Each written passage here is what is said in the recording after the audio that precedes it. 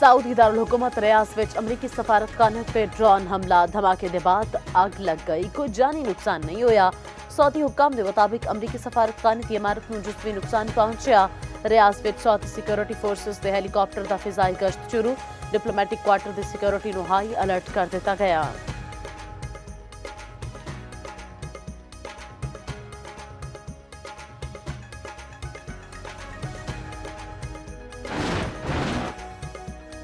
Trump ने Iran उत्ते वड्डे हमलियां दा ऐलान कर दिता। अमरीकी सदर डोनाल्ड ट्रंप ने आख्या रियाज विच अमरीकी सफारतखाने उत्ते हमले दा रद्द-ए-अमल छेती भी दिखाई देवेगा। रद्द-ए-अमल विच अमरीकी फौजियां दी हलाकत दा भी बदला शामिल होवेगा।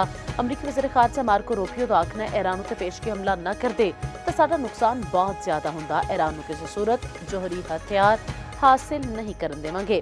अमरीकी सेंटकॉम दी यानी हमलियां विच 6 अमरीकी फौजियां दी हलाकत दी तस्दीक, 18 शदीद जख्मी।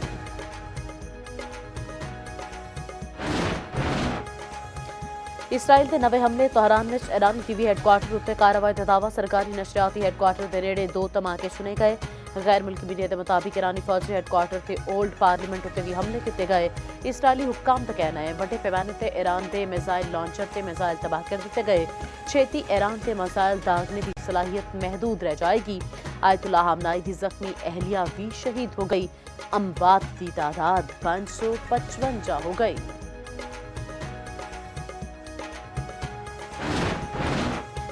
ईरान का मशरक़ वस्ता विच अमरीका के 6 फौजी अड्डियां उत्ते मिसाइलों नाल हमला। बहरीन, इराक, अमारात ते कुवैत विच अमरीकी अड्डियां नूं निशाना बनाया गया।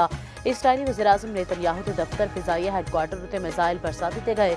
ईरानी मीडिया के मुताबिक बेरशवा शहर से इसराइली फौज की कम्यूनिकेशन इंडस्ट्रीज कॉम्पलैक्स नूं निशाना बनाया गया।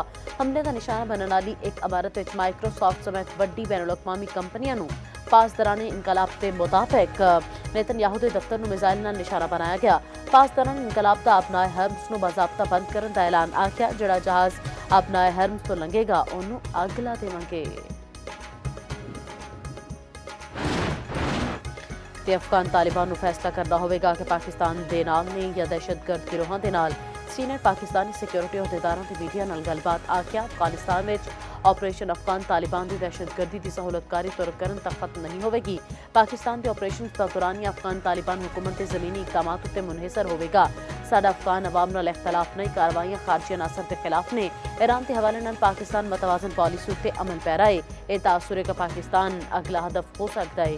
बेबुनियाद ते हकायक दे मुनाफी है। पाकिस्तान ने ईरान में पेश आने वाले अफसोसनाक वाक़े उत्ते तशवीश का इजहार किया है।